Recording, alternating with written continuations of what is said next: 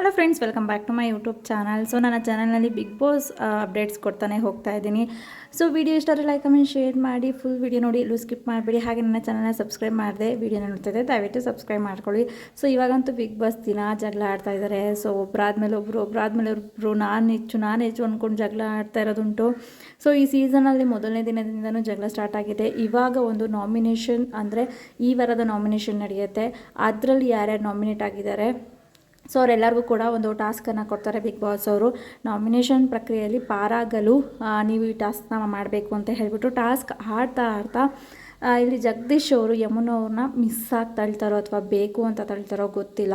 So ತಳ್ತಾರೆ, ಯಮುನವರು ಬೀಳ್ತಾರೆ. ಇದಕ್ಕೆ captain ಆಗಿರ್ತಾರೆ ಧನರಾಜ್ ಅವರು. ಸೊ ಅವಾಗ ತಳ್ಳು ಆಗಿಲ್ಲ, ಇದು ಫೋಲ್ ಅಂತ ಹೇಳ್ತಾರೆ.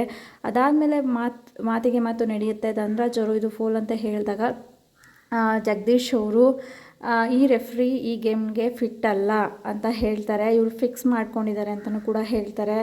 ಆವಾಗ ಧನರಾಜ್ ಅವ್ರಿಗೆ ಕೋಪ ಬರುತ್ತೆ.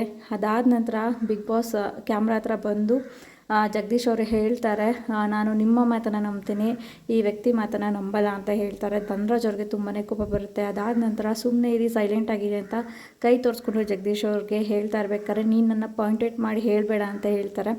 ಸೊ ಅವಾಗ ಧನರಾಜ್ ಅವರು ಹಿಂಗೆ ಹೇಳ ಅಂತ ಫುಲ್ ಕಾಮಿಡಿ ಮಾಡಿಕೊಂಡು ಎಲ್ಲರನ್ನೂ ನಗಿಸ್ತಾ ಇರ್ತಾರೆ. ಜಗದೀಶ್ ಅವರು ಸೀರಿಯಸ್ ಆಗಿರ್ತಾರೆ. ಬಟ್ ಧನರಾಜ್ ಅವರು ಆಡ್ತಾ ಇದ್ದಂಥ ಮಾತು ಕೇಳಿ ಇಡೀ ಮನೆಯೇ ನಗ್ತಾ ಇರುತ್ತೆ. ಸೊ ಈ ಥರ ಕಾಮಿಡಿ ನಡೀತಾ ಇರುತ್ತೆ. ಅದಾದಮೇಲೆ ಧನರಾಜ್ ಅವರು ಆಡ್ತಾ ಇದ್ದಂಥ ರೀತಿ ಕಾಮಿಡಿ ಮಾಡ್ತಾ ಇದ್ದು ನೋಡಿ ಜಗದೀಶ್ ಅವರು ಕೋಪ ಮಾಡ್ಕೋತಾರೆ. ಇವಾಗ ಶುರುವಾಗಿದೆ ಅಷ್ಟೇ, ಇನ್ನೂ ಪಿಕ್ಚರ್ ಬಾಕಿ ಇದೆ ಅಂತ ಹೇಳ್ತಾರೆ. ಅದಕ್ಕೂ ಕೂಡ ಧನರಾಜ್ ಅವರು ರೇಗಿಸ್ತಾರೆ. ಅಬ್ಬಬ್ಬಬ್ಬ ಅಂದ್ಕೊಂಡು ಈ ಥರ ಎಲ್ಲ ಸೌಂಡ್ ಮಾಡ್ಕೊಂಡು ಏನೇನೋ ಕಾಮಿಡಿಯಾಗಿ ಮಾಡ್ತಾರೆ. ಜಗದೀಶ್ ಅವ್ರಿಗಂತೂ ತುಂಬಾ ಕೋಪ ಬರುತ್ತೆ ಅಂತಲೇ ಹೇಳ್ಬೋದು. ಸೊ ಈ ರೀತಿ ನಡೀತಾ ಇದೆ ಬಿಗ್ ಬಾಸ್ ಮನೆಯಲ್ಲಿ.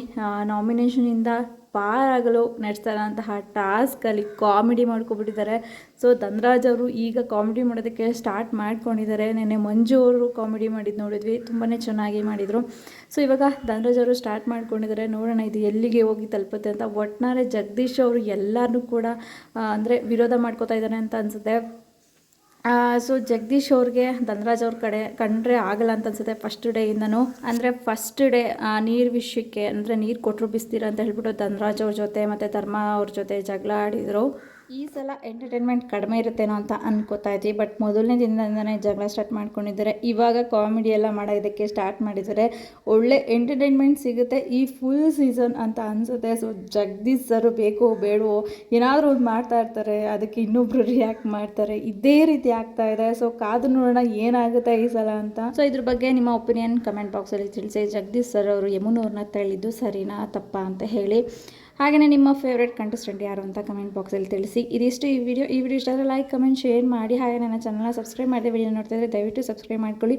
ಇನ್ನೂ ಹೆಚ್ಚಿನ ಬಿಗ್ ಬಾಸ್ ಅಪ್ಡೇಟ್ಸ್ಗಾಗಿ ನನ್ನ ಚಾನಲ್ನ ಸಬ್ಸ್ಕ್ರೈಬ್ ಮಾಡೋದು ಮರಿಬೇಡಿ. Thank you.